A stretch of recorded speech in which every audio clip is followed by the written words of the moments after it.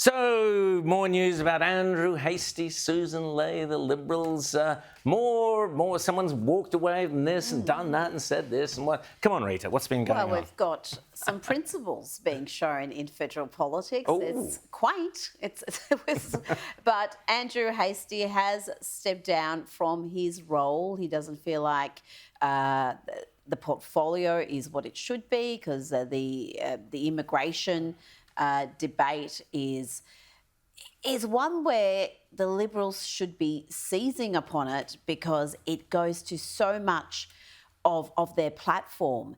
Everything from cost of living to the issues of the so-called culture wars is centred around that.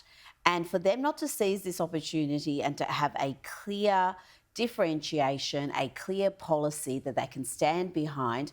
I can understand why Andrew Hastie has stepped down. Obviously, the conjecture is that he's preparing for a challenge. He has said he is not, but there would be an increasing number of Coalition MPs and voters who would be hoping for just that, James, because right now the Libs are directionless, they're hapless, they're recording the worst primary poll numbers in their history, in the history of Newspoll since they've been measuring it. So they've never been so low. It's not because Anthony Albanese and his government are enormously popular. No. It's because they are absolutely without policy differentiation, whether it's net zero, whether it's immigration policy, whether it's issues to do with values.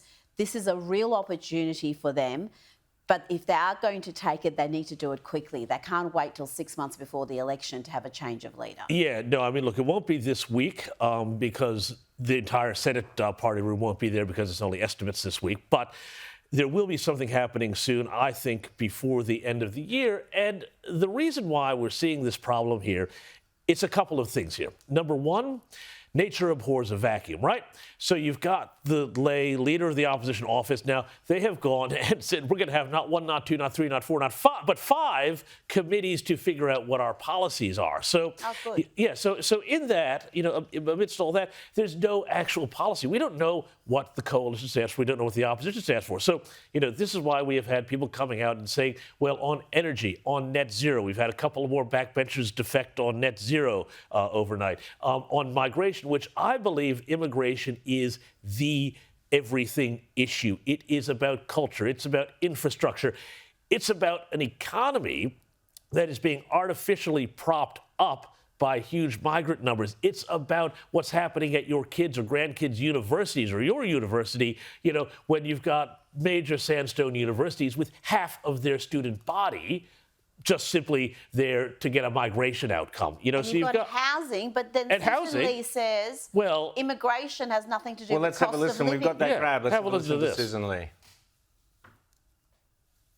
You see for yourself how the lack of infrastructure is contributing to the struggles that people are facing every day. This has nothing to do with any migrant or migrant community, but this is a reprehensible failure of government to put the infrastructure and services in place that Australians deserve. You see, that's a complete non-argument. That's just nothing. You've got this massive issue of immigration, and it's obfuscation, and it's ducking around. You can't win government by hiding from issues, by running away, being afraid to address issues. The other big issue, I'm afraid, to me, of equal importance is the net zero issue. Both immigration and net zero, the two combined. One is your style of life, but net zero goes directly to the cost of life. These two issues combined should be what the entire coalition focuses on, relentlessly prosecuting the case every day. We'll be chatting to Sarah Henderson shortly in the show. But we've got things like the ISIS brides. We need to be discussing that. There's so many things the Labor Party could be attacked on.